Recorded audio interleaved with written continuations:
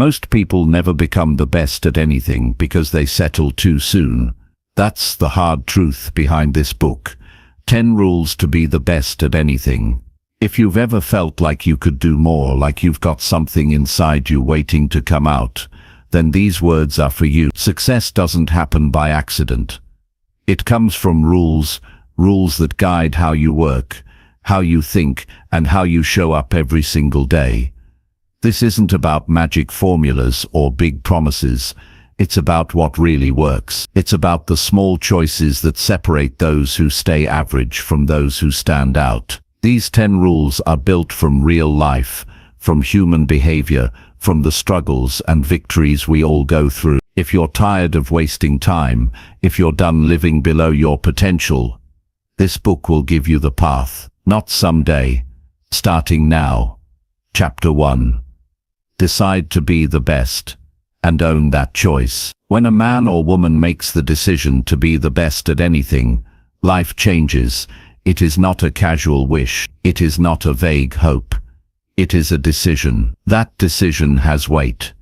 It carries responsibility.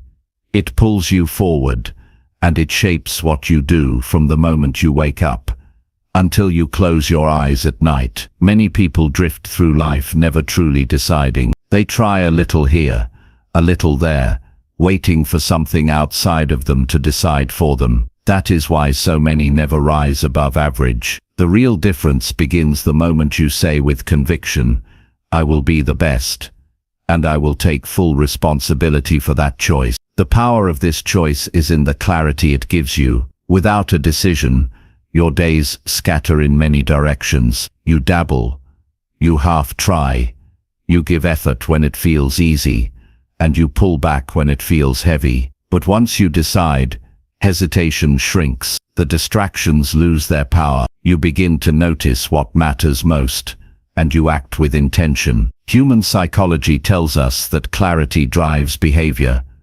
When your mind believes the decision is final, it begins to align every thought and every action toward fulfilling it. Think about the times in your life when you were absolutely certain. Maybe you decided you would graduate no matter what. Maybe you decided you would provide for your family. Maybe you decided to lose weight or quit a habit. That certainty changed your behavior overnight. You stopped negotiating with yourself. You did not ask every day whether you should or should not. You knew, you had chosen. That is the way it works with becoming the best. It is not talent first. It is not luck. It is not the breaks you catch. It is that deep decision to rise above average and to pay the price for it. Owning the choice is as important as making it. Many people say they want greatness, but when the pressure comes, they look for someone or something to blame. They say the boss did not notice, the economy was tough, their friends held them back,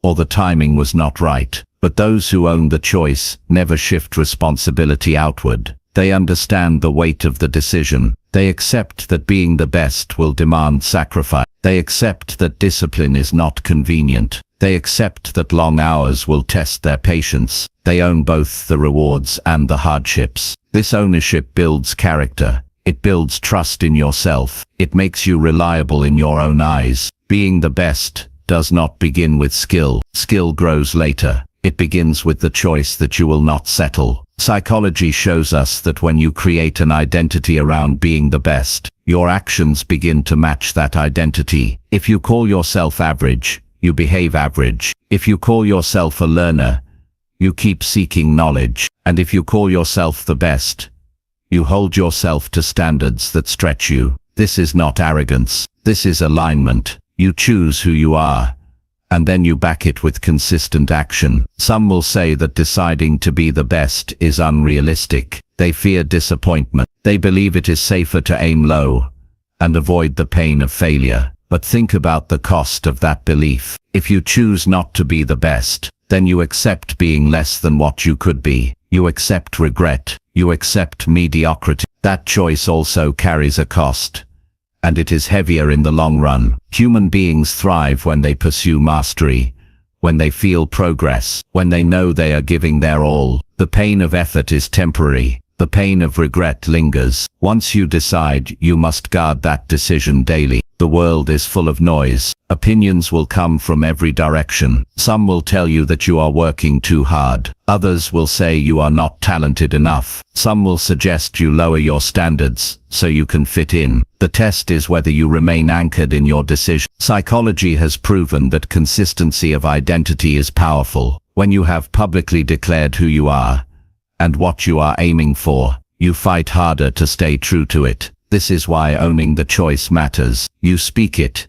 you believe it, and you refuse to back down when challenged. To be the best, you must also accept that comparison is natural, but not controlling. You will see others with advantages. You will see others win quickly. You may feel behind, but owning your decision means you commit to your path regardless of what others are doing. You take inspiration from them, but you stay locked on your own progress. Human nature wants to compare, but discipline demands that you measure against your own standards. Every time you improve, every time you deliver better than yesterday, you are honoring your choice. Emotion plays a huge role here. The decision to be the best is not purely logical, it is emotional. It comes from that deep desire to matter, to achieve, to prove to yourself that you can. When you feel tired, logic alone will not keep you moving, but when you connect to the emotional weight of your decision, when you remember why you chose to be the best, your energy returns. You push harder, you work longer,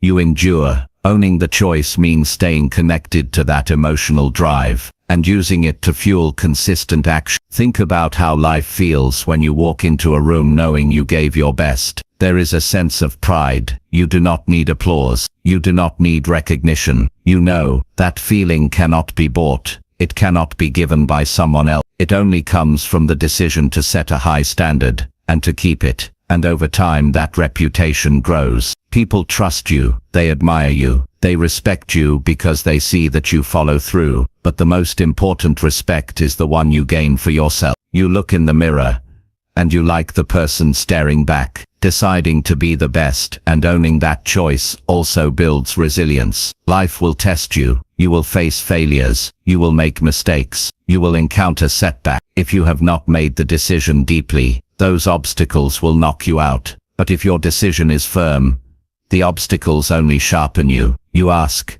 what did I learn? You adjust. You keep going. Ownership means no excuses. Ownership means everything is fuel. Ownership means you rise after each fall and keep climbing, because your choice was not temporary, it was final. You cannot wait for others to give you permission. The choice must be yours. Some people wait for the right moment, the right encouragement, the right support. But the truth is that no one can decide for you. No one can hand you excellence. No one can make you the best without your will. That is why this first rule matters so much. If you fail to decide, none of the other steps will If you succeed in deciding, the rest will align naturally, because your mind and body will now search for ways to back up the choice. Imagine the practical changes that come after this decision. You wake earlier. You study longer. You review your mistakes instead of hiding from them. You practice when no one is watching. You decline distractions. You choose friends who support your mission. You use your free time wisely. These are not burdens anymore. They are simply the natural expression of your choice. They feel heavy only when the decision has not been made. Once you own it, they feel necessary and even fulfilling. The truth is, everyone has the capacity to be the best at something. The difference is that few decide to take that path. Many allow fear, doubt, or laziness to stop them before they begin. But psychology proves that decisions backed by commitment can rewire behavior. When you identify as someone pursuing the best, you begin to act with discipline, courage, and persistence. Over time, that identity becomes reality. Excellence is no longer just a goal. It becomes who you are. So the first step in this journey is not a skill. It is not a strategy. It is not a tool. It is a choice. Decide to be the best. Own that choice fully. Carry it into your thoughts, your actions, your relationships, and your habits. Do not hide from it. Do not excuse it. Do not shrink it down to fit in with others. Let it shape you. Let it push you. Let it define the standard you live by. Every great achievement you see around you began with this simple but powerful act. Someone, somewhere, decided. They did not wait. They did not ask for permission. They said, "This is who I am going to be." And they lived it. That same opportunity stands before you right now. You can make the choice. You can own it. And if you do, you will set in motion a chain of events that can take you further than you ever imagined. Chapter 2. Work longer hours than anyone who wants your spot. If you want to be the best at anything, you must accept one reality. Someone else out there wants the same spot you want. They want the recognition, they want the reward, and they want the position. The question is, how badly do you want it compared to them? The truth is, most people are not willing to put in the extra hours. They will talk about wanting success. They will say they dream about it, but when the clock strikes the end of the day, they are ready to rest. They check out. They go home. The ones who rise to the top are the ones who stay a little longer, work a little harder, and put in the hours that others are not willing to.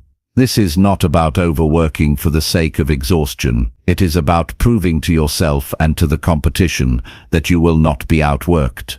If you want to secure your place, if you want to hold on to your spot, you have to show up with more consistency and more dedication than anyone else. Working longer hours does not mean mindlessly filling time. It means using those extra hours with focus, with purpose, and with an attitude that says, "I am here to do what others won't." Think about every great athlete, every successful business owner, every master of a craft. They all share this common trait. They stayed in the gym when others left. They studied one more page when others closed the book. They made one more call when others put down the phone. They built a habit of going beyond the minimum required. That is where greatness is built. Most people stop when it is acceptable to stop. The best keep going until they are satisfied that they cannot do one more thing today to move themselves forward. You may wonder if working longer hours is sustainable. It is when you have purpose. The mind and the body adjust to what you demand of them. When you give your time to meaningful effort, it fuels you instead of draining you. Those extra hours become a source of pride. You begin to measure yourself not against what others are doing, but against the standard you have set for yourself. And when you look back at the end of the day, you know you did not waste it. The competition is real. Someone out there is training, learning, practicing, working, while you are resting.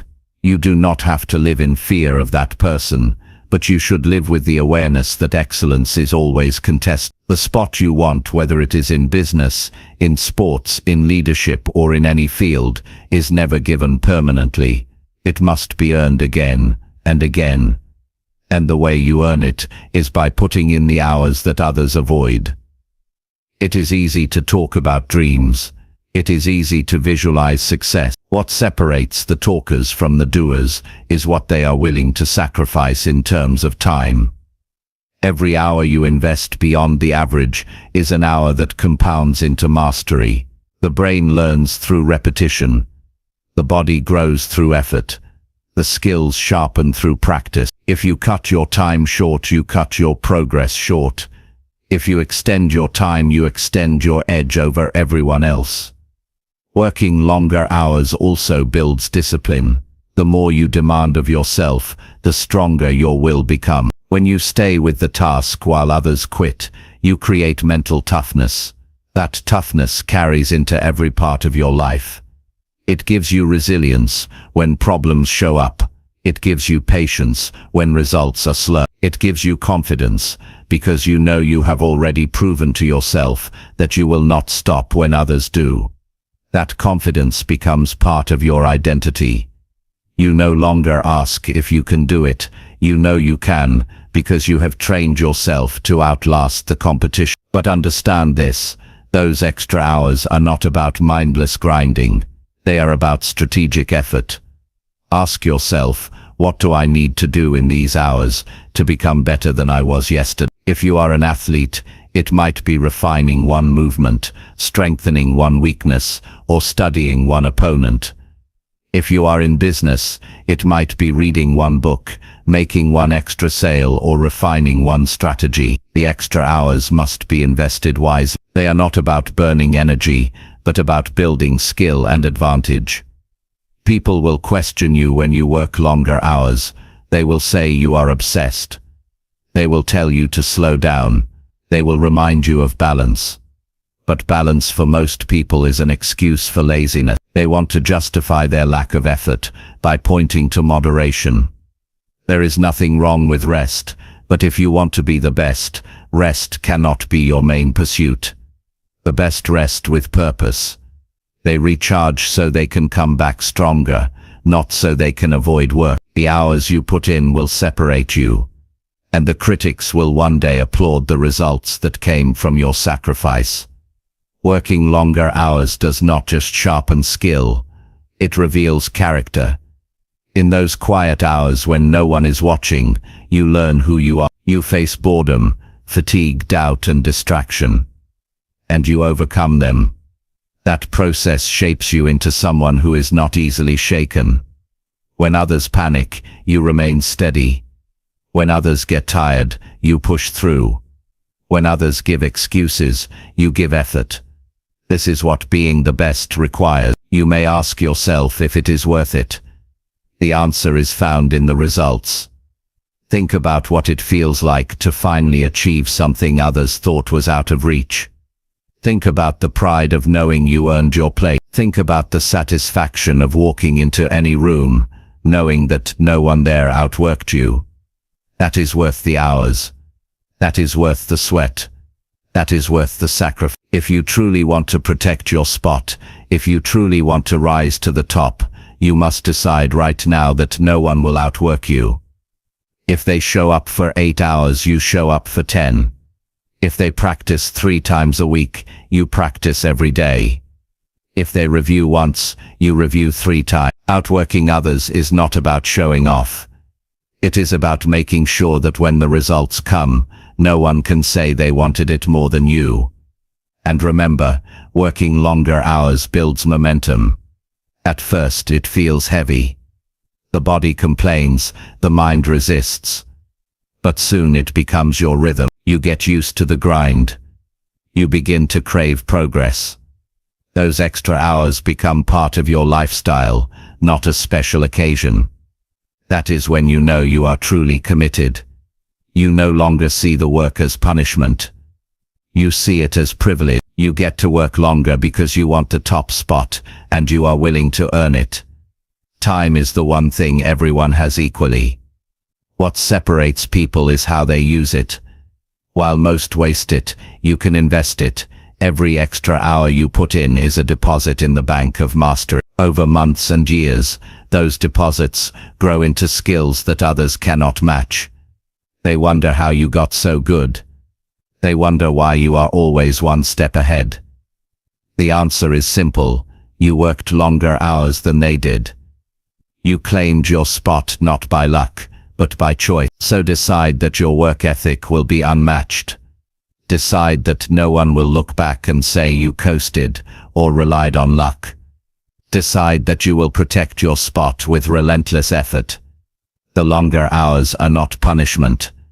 They are the proof that you mean what you say. They are the proof that you will do what others are not willing to. And in the end, those hours will speak louder than any word. Because when the competition fades, when the talkers go silent, when the lazy fall behind, the one who remains is the one who worked longer, harder, and smarter than anyone else. That is how you become the best. That is how you own your spot. And that is how you stay there. Chapter 3. Practice daily until your skill becomes second nature. Excellence does not come in sudden bursts. It does not arrive overnight. It grows from repeated action, deliberate practice, and relentless refinement. To be the best at anything, you must commit yourself to daily practice until what once felt difficult becomes effortless and natural. Skill is built one repetition at a time, and the secret is to repeat so often that the action no longer feels forced. It becomes automatic. It becomes part of who you are. Many people underestimate the power of daily practice. They assume that talent alone will carry them, or they believe a few hours here and there will be enough. But the truth is, talent without consistent practice fades. Natural ability gives you a starting point, but only daily effort transforms that ability into mastery. The human brain wires itself through repetition. Each time you perform a skill, you strengthen the pathways that control it. Over time, those pathways become stronger, faster, and more reliable. What was once slow becomes quick. What was once shaky becomes smooth. What was once uncertain becomes second nature. Daily practice is not about perfection on the first attempt. It is about showing up every day and improving by small degrees. Those small improvements compound. They may feel invisible in the moment, but over weeks and months, the growth is undeniable. When you practice every day, you eliminate the gaps where skill could fade. You stay sharp. You stay ready. You build a rhythm that keeps your progress moving forward even when motivation feels low. Consider the difference between someone who practices once a week and someone who practices daily. The weekly effort might feel intense for a moment, but then days of inactivity cause the skill to fade. By the time they return, they must relearn what they lost. The daily effort, however, stacks on itself. There is no backsliding. There is only steady progress. Over months, the daily practitioner leaves the weekly one far behind. That is how champions are made. Daily practice also shapes your mindset. It teaches discipline, patience, and humility. Discipline, because you learn to show up even when you do not feel like it. Patience, because mastery is slow, and you must be willing to keep going without immediate reward. Humility, because daily practice reveals your weaknesses and forces you to confront them. Each session teaches you something new about yourself.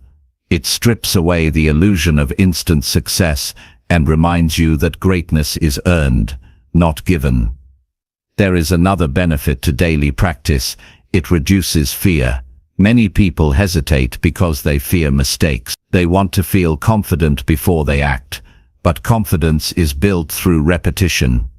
The more you practice, the less intimidating the skill becomes.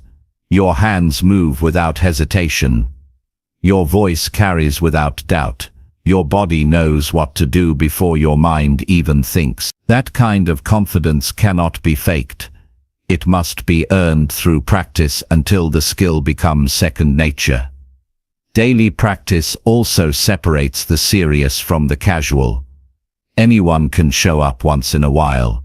Anyone can give effort when it is convenient, but the person who shows up every single day, no matter the mood, no matter the weather, no matter the circumstances, is the one who rises above the rest. That kind of consistency builds a reputation. People trust you because they see your commitment. They respect you because you live your standards, not just talk about them.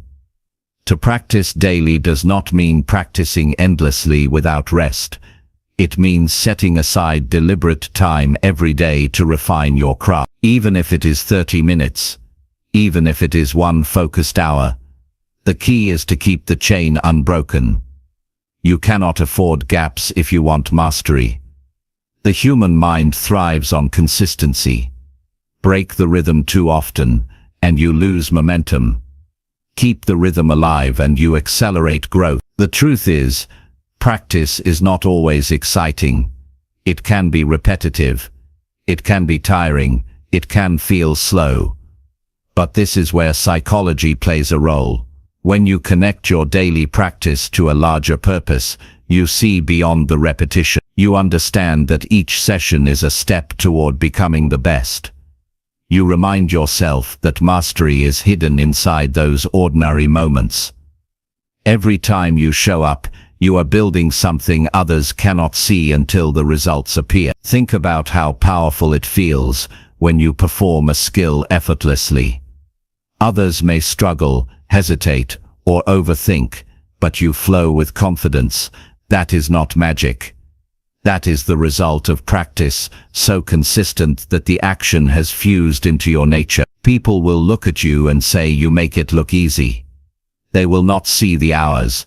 They will not see the repetition. They will not see the practice behind the scenes. But you will know, and that knowledge will give you unshakable confidence. Daily practice also builds resilience against distraction. In a world filled with noise, most people jump from one thing to another. They rarely stay with one discipline long enough to master it. But when you practice daily, you anchor yourself. You resist the temptation to scatter your focus. You prove to yourself that you can commit to something fully.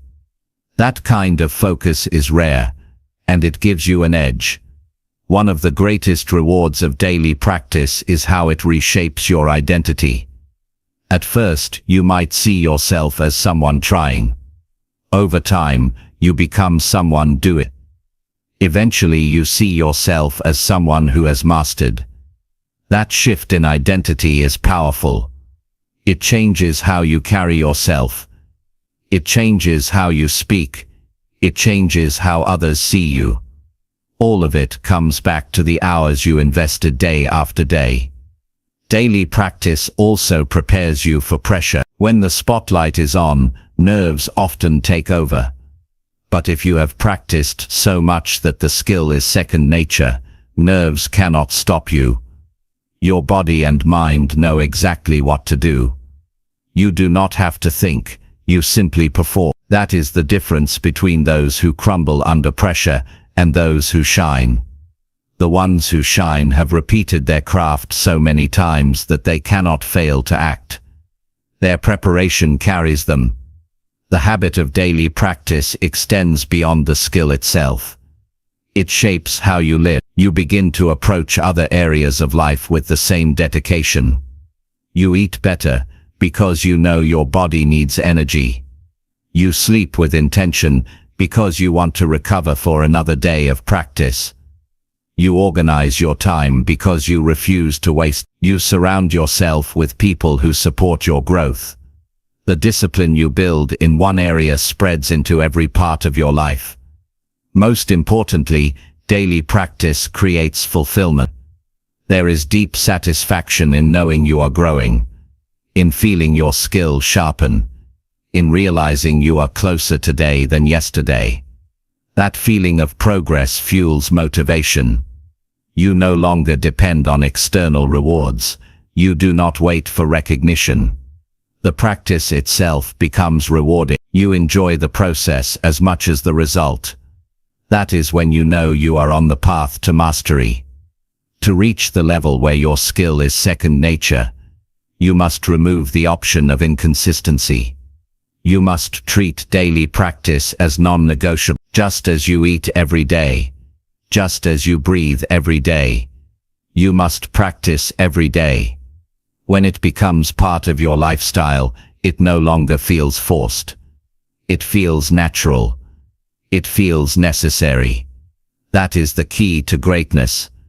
You do not have to practice for endless hours at once. What matters most is the daily rhythm. The repetition. The decision to keep the chain alive. If you keep showing up, even in small amounts, the compound effect will take over. One day you will look back and realize how far you have come, and when you perform, it will feel as if the skill flows out of you without effort. That is the result of practice so consistent, so deliberate, that it has become second nature. The choice is yours. You can dabble, practice when it feels convenient, and settle for average, or you can commit, practice daily, and rise to mastery. The path is clear. The difference is not in talent, not in luck, but in the simple discipline of daily practice. Do it until the skill is yours, not borrowed, not temporary, but permanent. Do it until it becomes part of you. That is how you become the best. Chapter 4. Study details others ignore and gain the hidden edge. The difference between good and great is often found in the smallest details. Most people see the surface, the obvious, the big steps that everyone else is looking at. They practice the basics, they copy what others do, and they stay in the comfort of what is visible. But the ones who truly become the best look deeper. They notice what others miss. They study the tiny adjustments, the hidden pieces, the overlooked factors that silently shape the outcome. That hidden edge is what allows someone to rise above the crowd and stay there. Human nature wants shortcuts. Our minds prefer to focus on the large, easy-to-see aspects of progress because they are simple to measure. It feels good to say we trained hard, we worked long, we gave our best effort, but effort without attention to detail leaves gaps, and gaps are where opportunities slip away. The hidden edge is only available to those who slow down, who examine carefully, who refuse to ignore what most people dismiss as unimportant. When you decide to study details others ignore, you develop a sharper awareness. You start to see connections and patterns that were invisible before. You begin to understand not just how to do something, but why it works. That deeper understanding gives you control. Instead of hoping things turn out right, you know exactly how to adjust and improve. This awareness builds confidence because you no longer depend on luck or chance. You can create results deliberately. Think about any field. In sports, it might be the angle of the foot, the timing of the breath, the positioning of the hand. In business, it could be the tone of your voice in a negotiation, the precision of a follow-up, the way you listen for what is not being said. In relationships, it could be the pause before answering, the care you show in remembering small things, the attention you give to someone's emotions. These are not grand gestures, they are subtle actions, often invisible to others, but they build massive advantage when repeated consistently. Most people fail to notice these details because they are in a rush. They want quick results. They want visible progress. They want shortcuts that look impressive.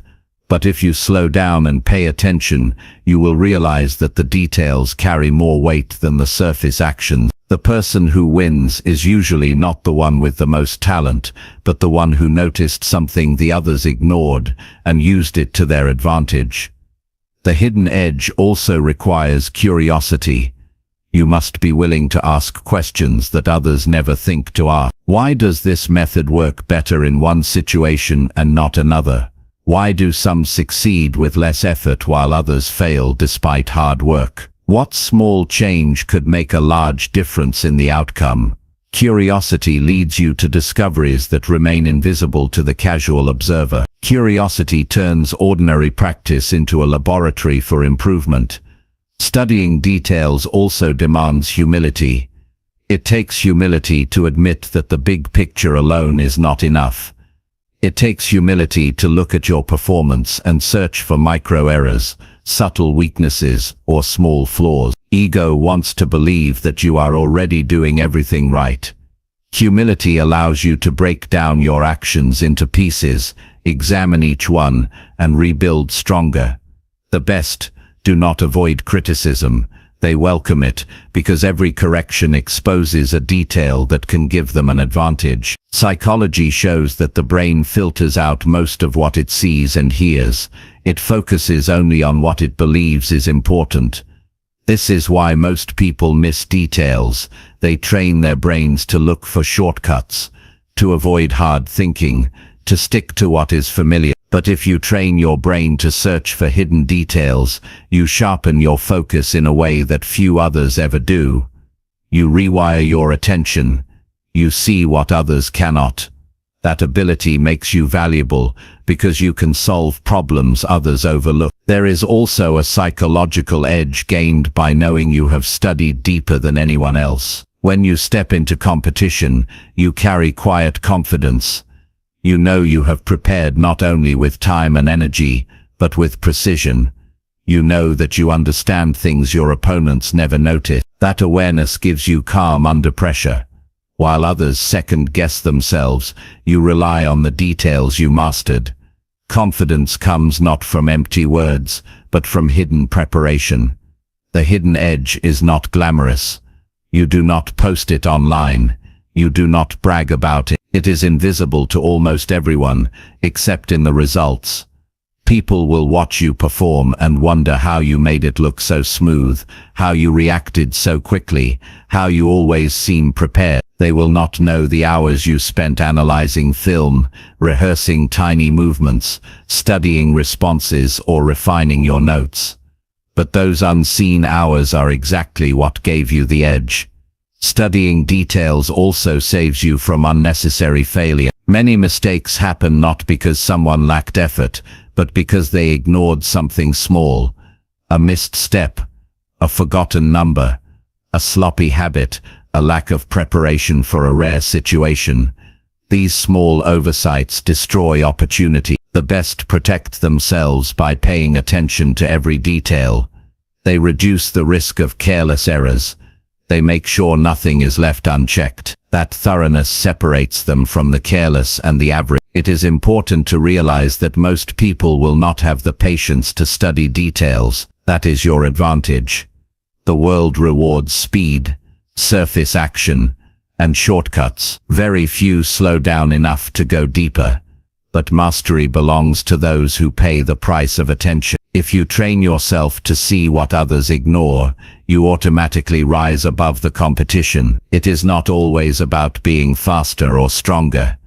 Sometimes it is simply about being more observant, more prepared, and more precise. Every field has hidden details waiting to be discovered. The musician who notices the subtle shifts in timing creates a sound that moves people.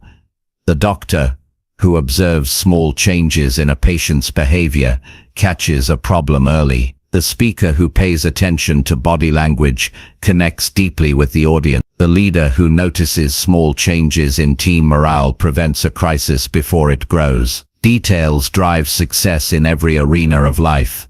There is also joy in mastering details. It gives you a sense of control and craftsmanship. You no longer feel like a beginner stumbling in the dark. You feel like an artist shaping your craft with care. Each improvement, no matter how small, adds to your sense of mastery. This satisfaction builds motivation. You no longer need external rewards because you can see and feel your own growth. Daily commitment to studying details transforms your identity. You stop thinking like the average. You start thinking like an expert. You begin to hold yourself to higher standards. You no longer settle for good enough. You know that greatness is hidden in the small things, and you are willing to do what it takes to find them. That mindset alone places you ahead of most people, because most will never care enough to go that deep.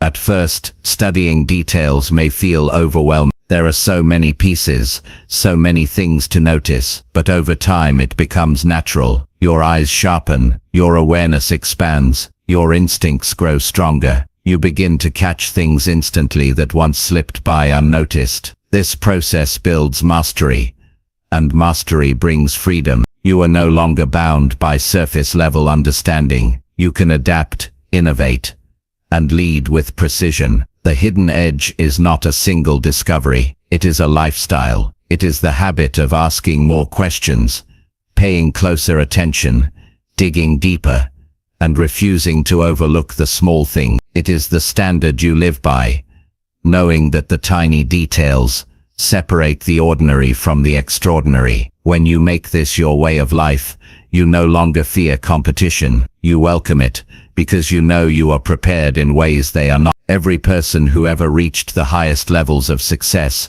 had this trait. They studied harder, they observed longer, they refined endlessly, they noticed details that others brushed aside. That was their advantage. That can be your advantage too. Decide today that you will not just do the obvious. You will look deeper, study closer, and gain the hidden edge that lifts you above the rest. Because in the end, it is not the loudest, the strongest, or the most talented who stays on top. It is the one who paid attention when others did not. It is the one who studied the details others ignored. It is the one who gained the hidden edge and never let it go.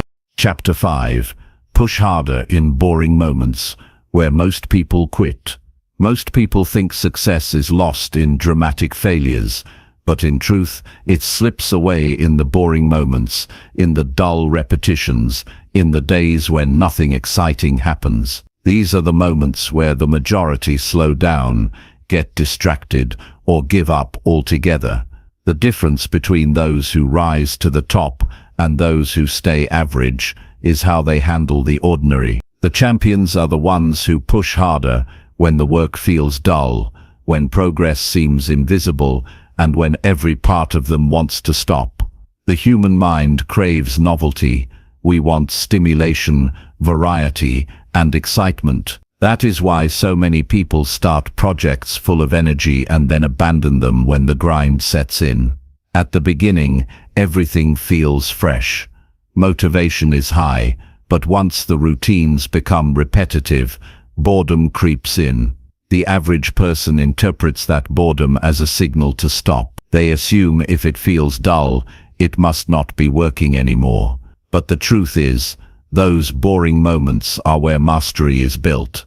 Pushing harder in that space is what creates separation. If you want to be the best at anything, you must understand that repetition is not the enemy, it is the foundation.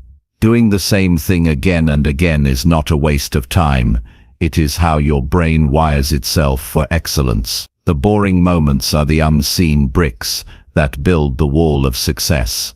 Each time you resist the urge to quit, you place another brick. Over time, you have a fortress of skill, discipline, and resilience that others simply do not have because they quit when the work felt lifeless. Pushing harder in those moments requires a shift in perspective. Instead of seeing boredom as a burden, see it as a test.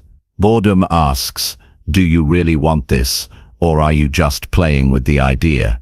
When you continue through the dullness, you prove to yourself that you are serious. You prove that your commitment is stronger than your moods. You build trust in yourself, because you know you will not give up just because the excitement faded.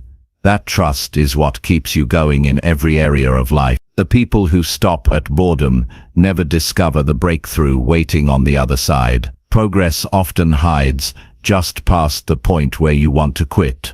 The muscles grow in the last few repetitions, not the first. The real learning happens after the initial enthusiasm wears off. The hidden improvement arrives when you keep practicing long after the thrill is gone. But most will never see it, because they walked away too early. The edge belongs to the few who stay. Psychology shows that humans overestimate what they can achieve in the short term, but underestimate what they can achieve with consistent long-term effort. Boring moments feel useless because they do not produce instant results, but stacked over weeks and months, those moments create transformation. The brain adapts, the body changes, and the skill sharpens. The process is quiet, often invisible, but relentless. And the only way to experience it is to keep going when everything in you screams for relief. There is also a mental strength that grows from pushing through boredom.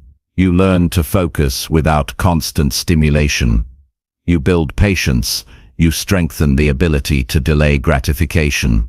These traits are rare in a world addicted to instant reward. The person who can endure repetition without excitement gains a psychological advantage over everyone else. They do not need constant novelty to stay committed. They can stay with the grind until the results appear. That is the type of person who rises above the rest. Think about the competitors in your field. Many of them are talented. Many of them start strong. But watch what happens when the routine becomes monotonous. They begin to lose interest. They begin to miss days. They begin to justify slacking off because they feel burned out. This is where you can separate yourself. When others ease up, you push harder. When others take shortcuts, you stay consistent. When others walk away, you stay standing. That difference accumulates until it becomes unbridgeable. It is important to recognize that boredom is not a signal of failure. It is a signal of growth. It means you are moving past the surface and entering deeper layers of discipline. It means you are training your brain and body beyond the need for constant stimulation. It means you are reaching the stage where automatic mastery can develop. If you quit here, you stop just before the payoff. If you push harder, you cross into territory most people never reach. The truth is, nobody talks about the boring hours when they celebrate success. They talk about the big wins, the awards, the breakthroughs. But behind all of it are thousands of dull hours, quiet practice sessions, long nights of repetition, countless cycles of the same drills. Those hours are invisible, but they are the foundation of everything visible. If you embrace them, you unlock a level of growth that cannot be achieved any other way. You can make boredom your ally by turning it into focus. When others see monotony, choose to see opportunity.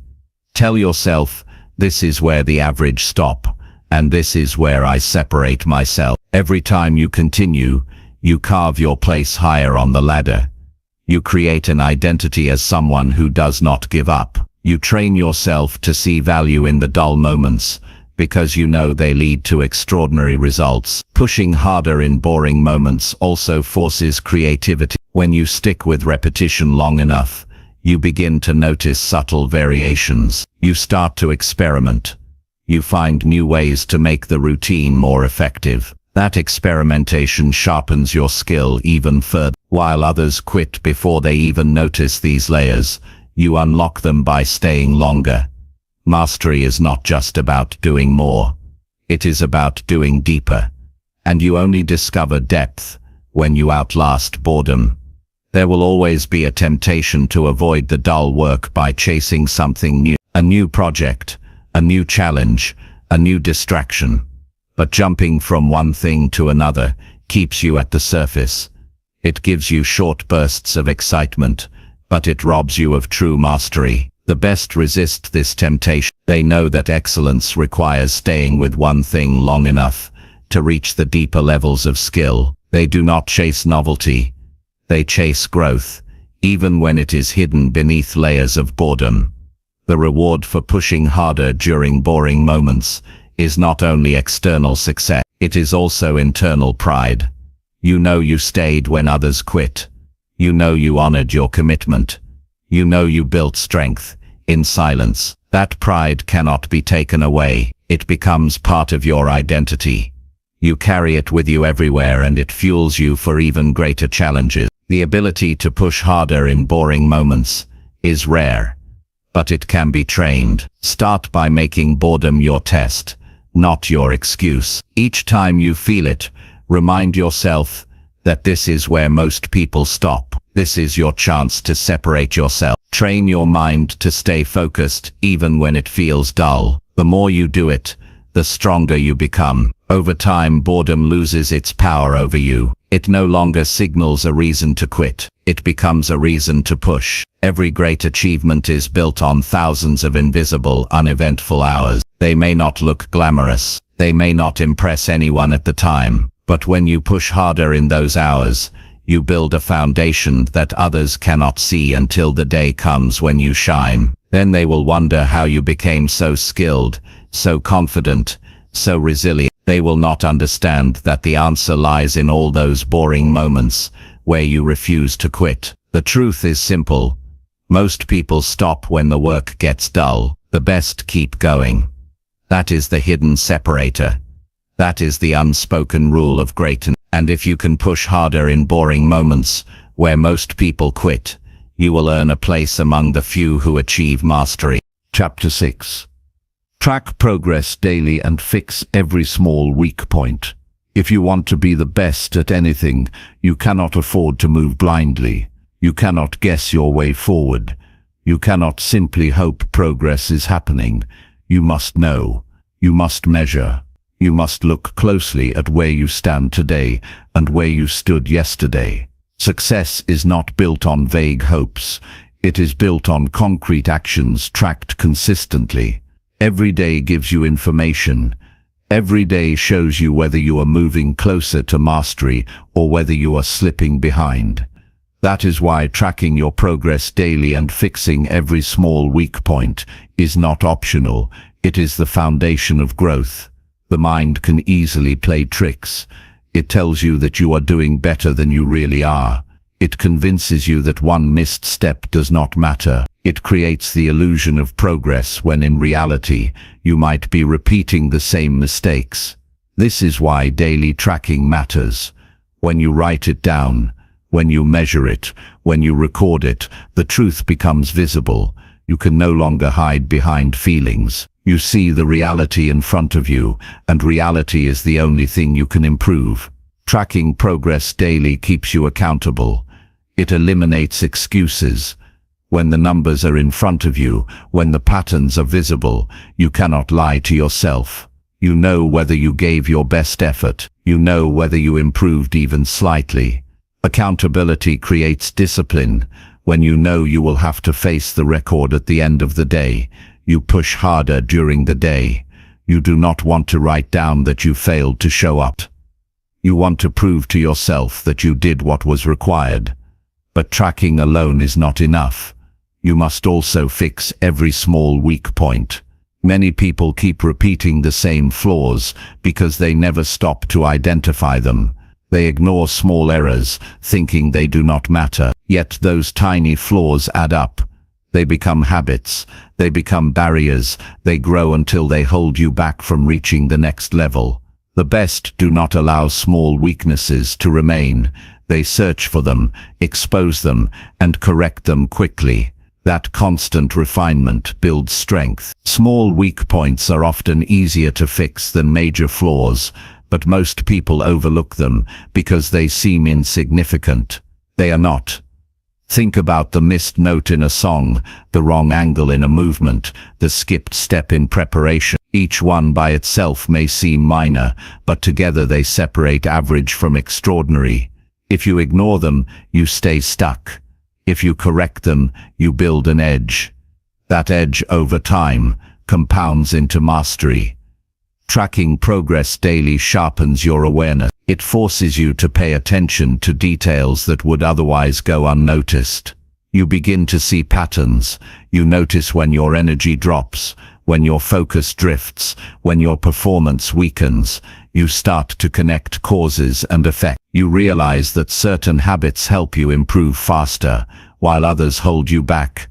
That awareness gives you control. Without it, you are at the mercy of guesswork.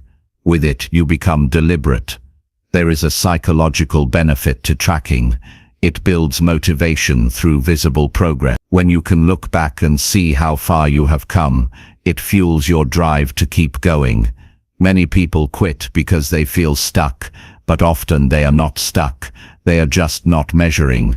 They cannot see the slow improvement. When you track daily, the progress becomes visible. It may be small, but it is real.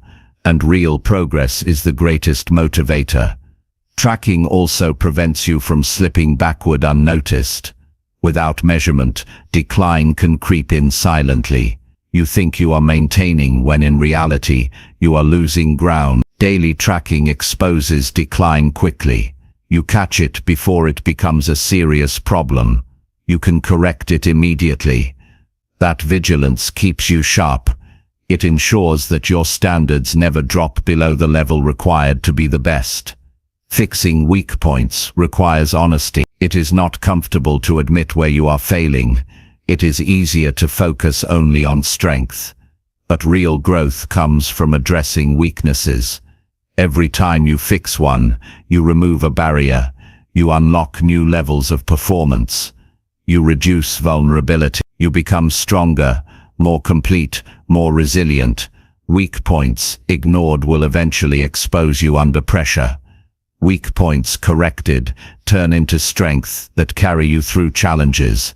The process is simple but powerful. Track your actions daily. Review them honestly. Identify one small weak point. Work on fixing it. Repeat the process every day. over weeks and months. This creates relentless improvement.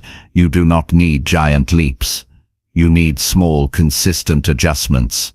Those adjustments compound into excellence. This is how the best separate themselves. They improve faster than others because they fix flaws before they grow. Many people overcomplicate improvement. They look for big breakthroughs, dramatic changes, sudden transformation. But the truth is, greatness is built on small corrections, repeated daily. If you commit to tracking and fixing, you will be amazed at how much you can grow. Each day becomes an opportunity to refine. Each day becomes a chance to improve one detail. That level of consistency is unstoppable. Tracking progress also teaches responsibility. You stop blaming external factors. You stop waiting for luck. You own the results because you see them clearly. If progress is slow, you know it is because you need to adjust. If results are strong, you know it is because of your effort. This ownership builds confidence. You stop feeling like a victim of circumstances. You start feeling like the driver of your destiny. That shift is empowering. The act of writing down your progress builds clarity. Thoughts are vague. Records are precise. When you see it on paper or in a chart or in a log, it forces you to confront reality. That clarity cuts through excuses and confusion. It shows you where you stand, and once you know where you stand, you know what to do next. Clarity reduces stress, because instead of wandering aimlessly, you act deliberately. Over time, tracking and fixing becomes second nature. You stop resisting it.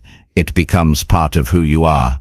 Just as you eat every day and sleep every day, you review every day. That rhythm creates momentum. You no longer drift through weeks without direction. You live each day with purpose, knowing that each step is part of a larger journey. The consistency builds strength, not only in your skill but in your character. It is important to understand that tracking is not about perfection. You will have days where progress is small or even negative. That is not failure. That is information. When you track honestly, even setbacks teach you. They show you what to adjust, what to avoid, what to change. Every entry in your record, good or bad, is valuable. It all becomes fuel for improvement. The best in every field track relentlessly. Athletes study their performance frame by frame. Musicians listen to every note. Entrepreneurs review every number. They do not leave improvement to chance. They measure, they analyze, they adjust. That is why they keep advancing while others plateau. You can do the same. You can bring that same level of discipline to your own journey, no matter the field. If you truly want to rise above average, you must live by this rule. Track daily. Fix weaknesses immediately. Do not delay. Do not ignore. Do not sugarcoat. Be brutally honest with yourself, but also be committed to improvement. Each day is a new opportunity. Each day you measure, you grow. Each day you correct, you strengthen. And with enough days stacked together, you become unstoppable. In the end, success is not about dramatic moments. It is about the accumulation of small, consistent improvements. You track, you fix, you repeat. That simple process builds a foundation no one can shake. It creates confidence, resilience, and mastery. While others drift aimlessly, you move forward with clarity and purpose. That is how you become the best at anything. Chapter 7. Learn from every rival and turn envy into fuel. Every person who reaches for greatness will face rivals. It is part of the journey. When you aim to be the best, you automatically put yourself in competition with others who want the same. The presence of rivals can trigger feelings of envy, insecurity, and frustration. These emotions are natural, but what separates champions from the rest is how they respond to them. The average person lets envy poison their spirit. They waste energy complaining, criticizing, or comparing themselves endlessly. The best take that same energy and convert it into fuel. They learn from rivals instead of resenting them, and they turn envy into drive that pushes them further than they could have gone alone. It begins with perspective. Instead of seeing rivals as threats, see them as teachers. Every rival has something to show you. They may have a skill you do not yet have. They may have a work ethic that surpasses yours. They may have strategies that are sharper or habits that are more disciplined. Instead of letting envy blind you, choose to study. Ask yourself, what can I learn from this person? What do they do that I can apply to my own journey? That question transforms rivalry into growth.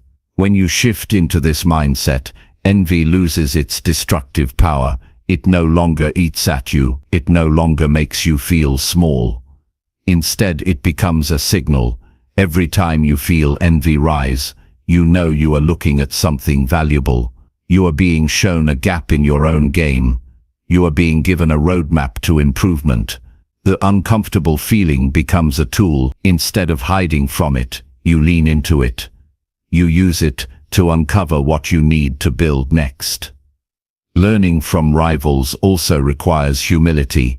Many people are too proud to admit someone else is better in certain areas. Their ego blocks their growth. But humility opens the door. When you can acknowledge someone else's strengths, you gain the power to adopt them. You are no longer stuck in the illusion of superiority. You can evolve because you are willing to learn. The greatest achievers never stop being students, and rivals provide some of the most powerful lessons. Rivals show you what is possible. Often, we underestimate what can be achieved.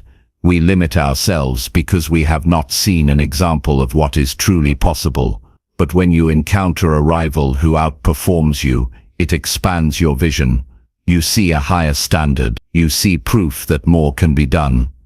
Instead of resenting it, use it as evidence. If they can do it, so can you. That realization removes excuses. It forces you to confront the truth that your limits are often self-imposed. Turning envy into fuel is about channeling emotion into action. Envy by itself drains you. It makes you bitter. But when you turn it into motivation, it becomes fire. You say to yourself, if they can do it, I can too.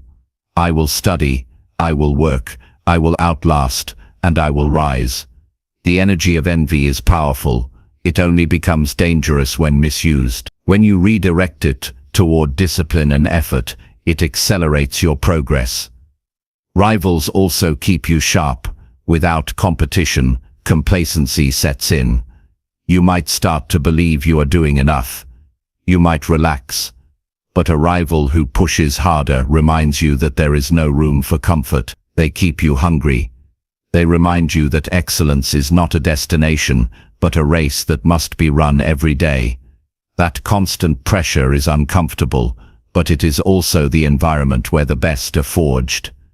You must also understand that rivals are not your enemies. They are mirrors. They reflect your weaknesses. They expose the areas you have ignored. They highlight the parts of yourself that need growth. If you can accept this truth, you stop wasting energy hating them. You begin to thank them. Without them, you might never have pushed harder. Without them, you might have stayed average. They are part of your success, even if they do not know it. The process of learning from rivals can be very practical. Watch how they train. Observe how they prepare. Pay attention to how they recover from setbacks. Listen to what they say, and study what they do when no one is watching.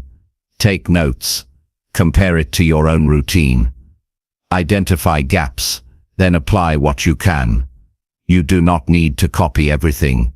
You take what is useful and leave the rest. The goal is not to become them, but to become a stronger version of yourself because of what they taught you indirectly. Envy also signals desire. You rarely feel envy towards something you do not care about. When you envy a rival, it means they have achieved something deeply important to you. That feeling can reveal what you truly want. Instead of denying it, embrace it. Let it show you your real goals. Then use that clarity to direct your energy. Envy points you toward your own ambitions.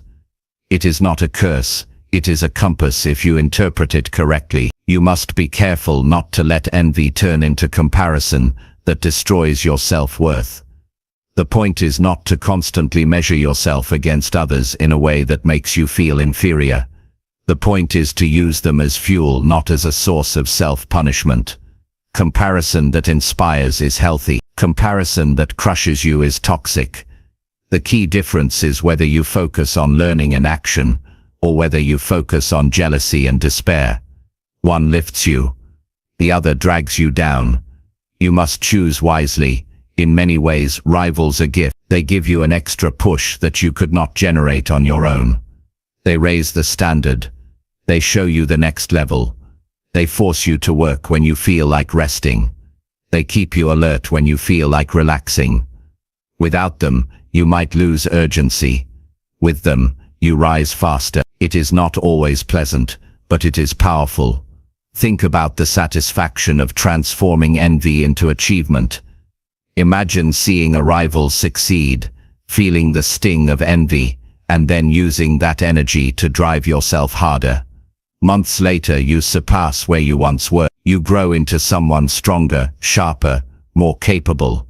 The envy that once stung now feels like the fuel that carried you forward. You realize that without it, you might never have reached this point.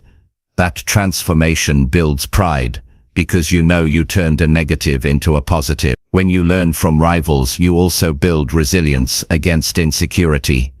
You no longer fear people who are ahead of you. You do not crumble when you see someone doing better. You do not hide from challenges. Instead, you lean in. You welcome the presence of those who push you. You understand that every time you face a stronger rival, you are being given an opportunity to grow. That mindset turns competition from a threat into a blessing. This approach creates a cycle of constant growth. Each rival you meet becomes a stepping stone. Each wave of envy becomes energy. Each lesson learned becomes a new strength. Instead of fearing competition, you crave it. You want rivals because you know they will make you better. You are no longer intimidated. You are motivated. That cycle keeps you improving long after others plateau. The journey to being the best is not easy. It demands effort, sacrifice, and persistence. Rivals make it harder, but they also make it more rewarding. They sharpen you like nothing else can. If you choose to resent them, you waste the opportunity. If you choose to learn from them, you gain the hidden advantage. That advantage is not talent, not luck, but the ability to convert envy into progress. So whenever you feel that familiar sting of envy, pause and redirect it. Ask yourself what it is teaching you. Ask yourself what you can do with the energy. Do not waste time wishing they would fail. Use that time to make yourself stronger. Do not drown in jealousy. Rise with determination. Let envy remind you of your hunger. Let rivals show you the way. In the end, greatness is not achieved in isolation. It is sharpened through rivalry. The presence of others striving for the same goal is what pushes you beyond your limits. And if you can learn from every rival and turn envy into fuel, you will not only outgrow your competition, you will outgrow your former self. That is the true victory. Chapter 8. Protect your focus fiercely and eliminate useless distractions. The ability to focus is one of the rarest skills in today's world. Everyone is busy, everyone is connected, and everyone is pulled in 1,000 directions. Most people live with constant interruptions and endless distractions, yet they wonder why they cannot reach the top in anything they do. If you want to be the best at something, you must protect your focus like it is the most valuable resource you own. Because it is. Without it, effort scatters, time is wasted, and progress slows to a crawl. With it, you can achieve extraordinary results in a fraction of the time. Focus is fragile. It does not survive in environments filled with noise and distraction. You must guard it fiercely, because every interruption takes more from you than just a few seconds. Research and experience both prove that it takes minutes, sometimes longer, to regain deep focus after breaking it. That means one small distraction can ruin an entire session of work or practice. The cost is invisible, but it is massive. Protecting your focus is not optional. It is the difference between excellence and mediocrity. Distractions are everywhere. They hide in your phone, in endless notifications, in conversations that add no value, in entertainment that consumes hours, in gossip that steals energy, in tasks that feel urgent but mean nothing. Most people allow these distractions to run their lives. They feel busy but accomplish little. They are always moving but never advancing. To be the best, you must make a different choice. You must eliminate what is useless and fight for the clarity that comes from true focus. Protecting your focus begins with deciding what truly matters. You cannot protect everything. You must identify the few things that actually move you toward being the best. Once you know them, you cut out the rest. This requires honesty. You must admit that much of what fills your day does not matter. It keeps you comfortable but not excellent. Once you recognize it, you can begin the process of elimination. Eliminating distractions takes courage, because many of them are comfortable. They give quick pleasure, they provide escape, they make life feel easier. But comfort is the enemy of mastery. If you want to rise above average, you must be willing to sacrifice comfort for clarity. You must be willing to say no to what most people say yes to. Every yes to distraction is a no to your future. Every no to distraction is a yes to your greatness. Focus is not just about removing distraction. It is about building an environment that supports deep work. If your environment is chaotic, your mind will be too. If your space is filled with interruptions, your attention will fracture. You must create conditions where focus thrives. This might mean silence, or it might mean structured routines, or it might mean setting boundaries with people around you. Whatever it looks like, you must design your environment to protect your attention. Protecting your focus also means protecting your energy. A tired mind cannot focus. The body drained of rest and nutrition cannot give full attention. Discipline in sleep, in health, in recovery is not separate from focus. It is part of it. You cannot expect sharpness if you are constantly fatigued. If you want deep focus, you must care for the machine that creates it, your body and mind. Many people think multitasking is a strength. In reality, it is one of the greatest thieves of focus. Switching between tasks may feel productive, but it destroys deep concentration. The best understand this. They give full attention to one task at a time. Finish it with quality and move on.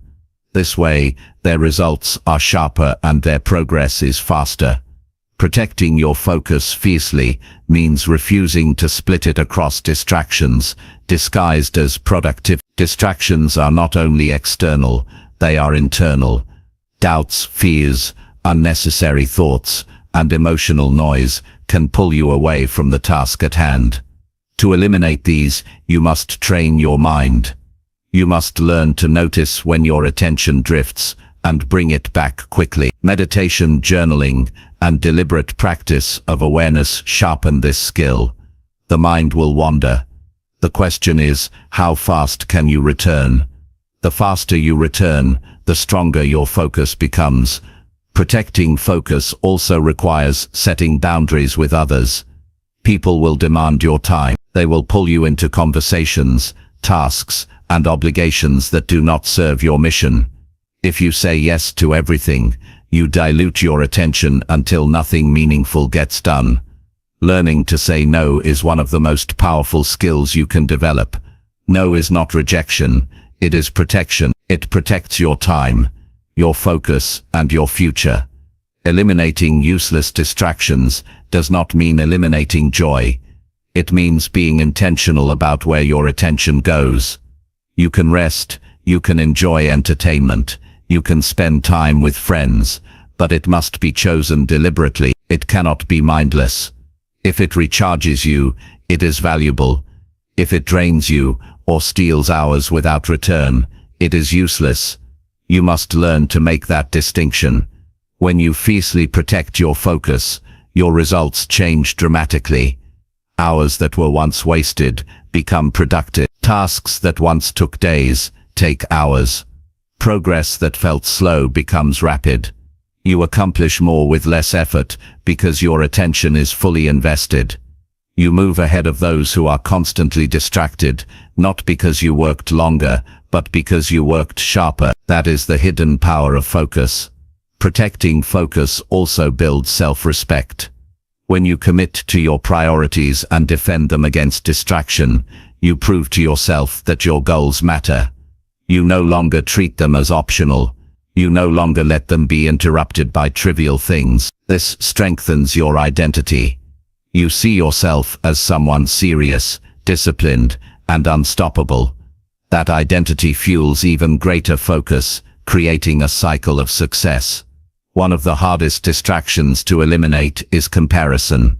Watching what others are doing can consume enormous amounts of energy. You scroll, you compare, you feel behind, you feel jealous. None of it helps you. Comparison is a mental distraction that pulls you away from your own work. Protecting your focus means staying in your lane. You study others only to learn, not to envy. You direct most of your attention back to your own progress, because that is the only thing you can control. Protecting focus fiercely also means being willing to feel bored. Distractions often disguise themselves as relief from boredom. When the work feels slow or dull, it is easy to reach for something stimulating. But this destroys momentum. If you want to be the best, you must train yourself to sit with the boredom and keep working. Breakthroughs often come just after the boring stretch. If you quit for distraction, you miss them. Every distraction eliminated is an investment in your growth. Every hour reclaimed is a step closer to mastery. The best know that time and attention are limited, and they treat them like treasure. They refuse to waste them on the useless. They give them only to what matters. This is why they achieve results that seem impossible to others. They are not superhuman, they are simply focused. Imagine the power of living each day with full focus. Imagine the clarity of knowing what matters and giving it your entire attention. Imagine how much faster you would grow if you stopped scattering your energy across meaningless distractions. That life is possible if you choose to protect your focus fiercely. It will not be easy, because distractions will fight for your attention. But if you win that battle daily, the rewards will be extraordinary. To be the best, you must guard your focus with everything you have. Cut out the useless. Say no without guilt. Build an environment that supports clarity. Train your mind to return quickly when it drifts. Care for your body so your attention stays sharp. Live intentionally with your time. When you do this, you unlock levels of productivity, growth and mastery that few ever reach. The world is full of noise. Most people will drown in it, but you do not have to. You can choose a different path. You can choose to eliminate the useless and protect your focus, like your future depends on it, because it does. In those hours of deep uninterrupted attention, you will create results that others only dream about. That is how you separate yourself. That is how you rise to the top, and that is how you become the best. Chapter 9. Chapter Master Patience. And give years to perfect your craft. Mastery is not built in days or weeks. It is not the result of sudden bursts of effort or flashes of inspiration. Mastery is the outcome of years of patient dedication, a steady commitment to refining your craft until it reaches levels few others will ever achieve. The temptation in today's world is to chase speed. People want quick results, instant recognition, immediate rewards, but nothing lasting comes from impatience. If you want to be the best at anything, you must master patience and accept that greatness requires years of focus, discipline, and deliberate practice. Patience is not weakness, it is strength under control. It is the ability to endure the slow pace of progress without losing faith in the process. Most people quit not because they lack talent, but because they lack patience. They expect results too soon. They measure success by immediate gains instead of long-term growth. And when they don't see instant rewards, they give up. Those who master patience, however, keep going long after others stop.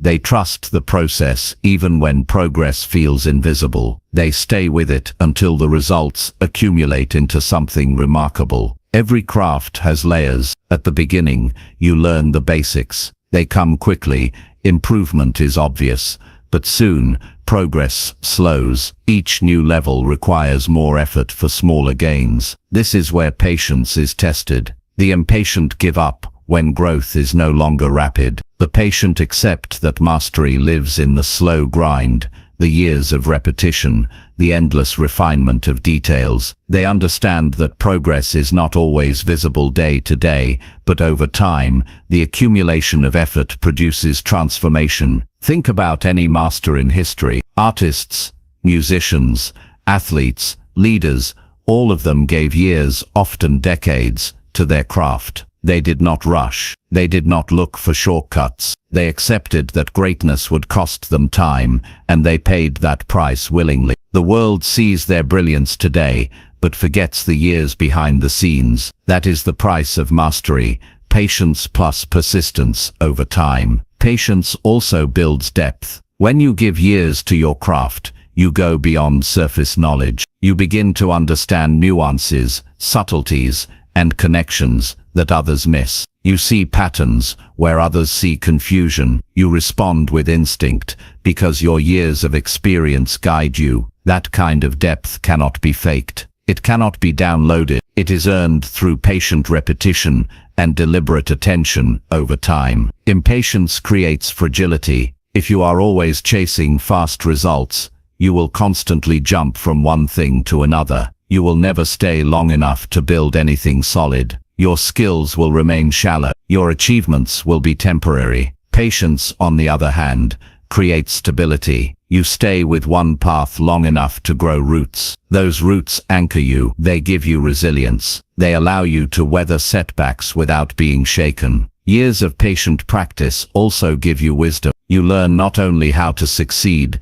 but also how to fail with grace. How to recover, how to adjust, and how to endure. You see cycles, times of growth, times of stagnation, times of breakthrough. You stop being discouraged by temporary struggles because you know they are part of the process. You no longer panic at setbacks because you trust that time and persistence will carry you forward. That wisdom comes only from years of patient dedication. Patience also changes your relationship with effort. Instead of seeing effort as punishment, you see it as investment. You know that each day you put in is a deposit toward mastery. You do not need immediate payoff, because you trust that the payoff will come later. That mindset frees you from frustration. You no longer demand quick reward. You focus on doing the work today, knowing that the results will appear in their time. Giving years to perfect your craft also builds identity. When you stay with something for long enough, it becomes part of who you are. You are not just someone trying to succeed.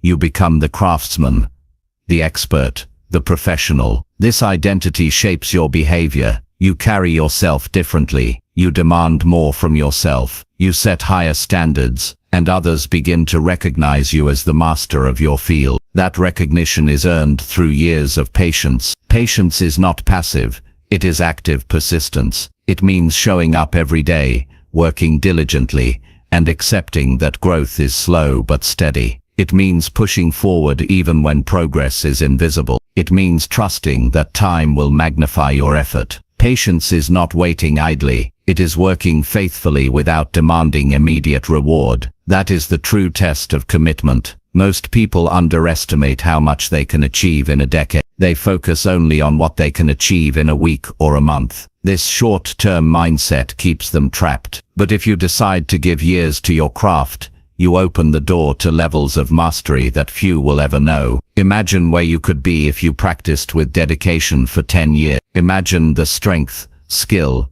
and wisdom you would possess. That vision should excite you more than any short-term reward. Patience also teaches humility. You realize that mastery is not conquered quickly. You accept that no matter how talented you are, you must still pay your dues in time. This humility keeps you teachable. It keeps you curious. It prevents arrogance. You never feel finished, because you know there is always more to learn. That humility fuels continuous growth. Giving years to your craft also develops trust from others. People may be impressed by quick talent, but they respect longevity. They trust those who have endured for years. They know that if you have given decades to something, you are reliable, disciplined, and authentic. That reputation is invaluable. It opens doors, attracts opportunities, and builds influence. Patience also brings joy. When you give years to something, you begin to love the process itself. You no longer chase only the outcome. You find fulfillment in the daily practice, in the small improvements, in the rhythm of consistent effort. The craft becomes part of your life, not just a means to an end. That joy sustains you when the work feels heavy. It keeps you going long after others quit. To master patience,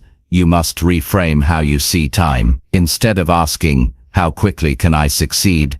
Ask, how deeply can I grow if I give this years? Instead of chasing speed, chase quality. Instead of demanding immediate results, demand consistency from yourself. When you think in years, you free yourself from the frustration of slow progress. You accept that mastery is a marathon, not a sprint. The truth is, there are no shortcuts to greatness. You cannot bypass the years. You cannot hack your way to mastery. Every great achievement is built on time. Every skill perfected is the product of years. Every reputation that lasts is earned through patience. If you try to skip the years, you skip the depth. If you embrace the years, you embrace mastery. So commit yourself to patience. Give years to your craft. Stay with it when progress feels invisible. Trust that the time is not wasted. Every repetition, every lesson, every day adds to the foundation. Over time, the results will be undeniable. Others will see the brilliance,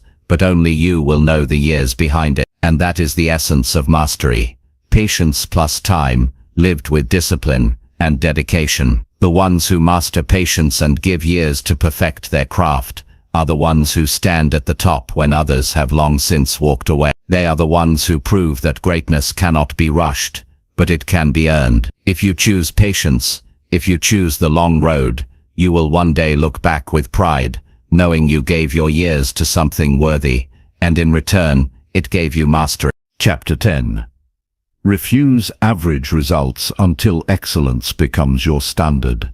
Excellence is never an accident.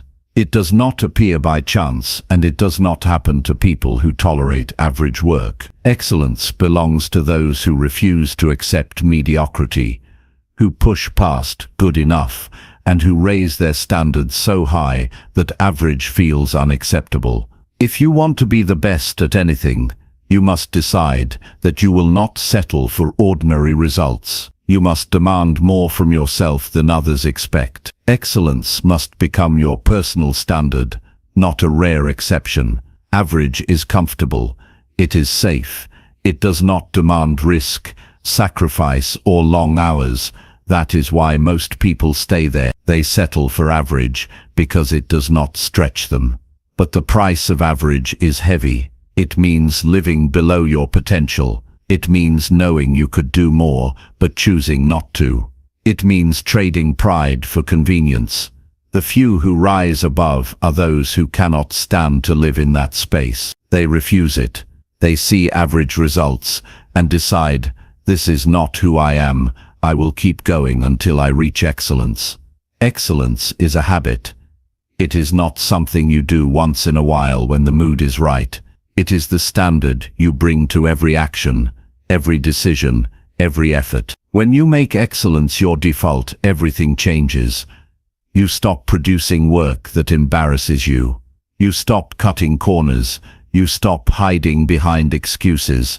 You know that whatever you put your name on reflects who you are, and you will not allow your name to be attached to mediocrity. Refusing average results builds trust within yourself. When you consistently demand excellence, you begin to rely on your own discipline. You no longer wonder whether you will show up fully.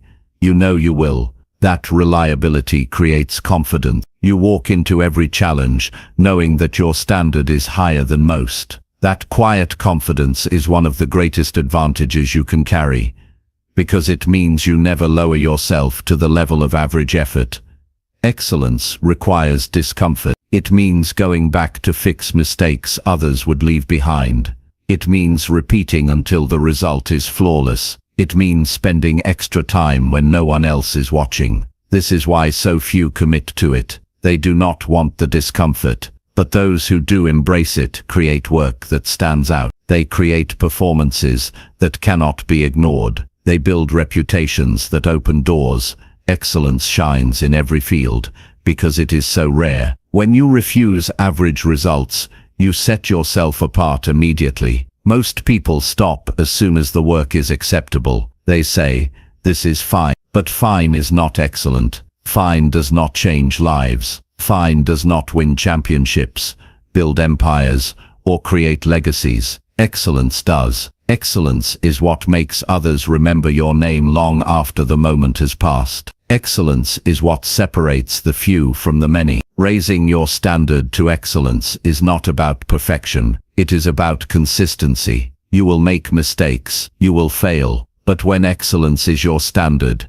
even your failures are stronger than most people's successes. You hold yourself to a higher level, so your average day produces results that others would be proud of. Over time, this gap becomes massive. While others plateau, you continue to grow. While others settle, you continue to rise. Excellence is also contagious. When you demand it from yourself, others notice. They feel it in the way you carry yourself, in the quality of your work, in the pride you take in every detail. You inspire others to raise their standards. People trust you more because they know you do not cut corners. Leaders emerge this way, not by words, but by standards lived daily. Excellence becomes your reputation.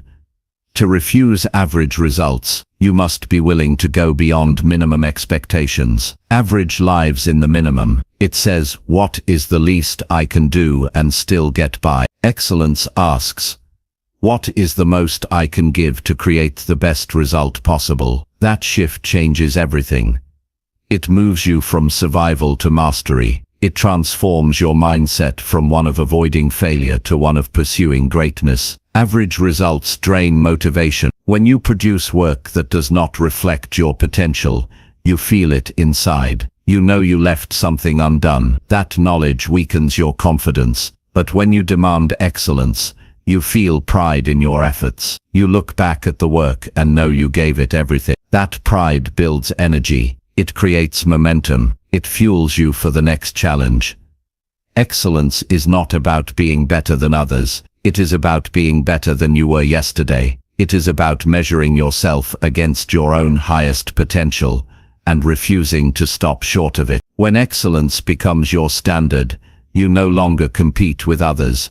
You compete with your own limits. That competition never ends, and it ensures continuous growth. One of the strongest reasons to reject average is that life will always test you. Unexpected challenges will come. If your standard is average, you will collapse under pressure. If your standard is excellence, you will rise even in difficulty. Excellence builds resilience. It trains you to operate at a higher level automatically. So when hard times arrive, you are ready. You do not scramble to rise to the occasion. You live there already. Excellence also creates opportunities. People notice quality. They notice consistency. They notice discipline. When your work reflects excellence, it attracts attention. It brings trust, respect, and reward. You do not need to chase recognition. Excellence brings it to you. Mediocrity hides you in the crowd. Excellence sets you apart. To make excellence your standard, you must practice it in small things. Excellence is not only in the big moment. It is in how you prepare, how you speak, how you organize your day, how you treat people, how you finish tasks. Each small act of excellence builds the habit. Soon it becomes automatic. You no longer wonder whether to give your best, you simply do, because it is who you are. Refusing average results will not make life easier, it will make it harder, but it will also make it meaningful. You will live with pride instead of regret. You will carry respect for yourself instead of disappointment. You will know that whatever happens, you lived by a standard that demanded your very best. That knowledge is worth every ounce of effort. In the end, the choice is simple. You can settle for average like most, or you can demand excellence until it becomes your standard. If you settle, you will live with regret. If you demand excellence, you will live with pride. The path of excellence is not crowded, because it is not easy, but it is the only path that leads to true greatness. Refuse average, insist on excellence, make it your way of life, and you will become the best at anything you choose.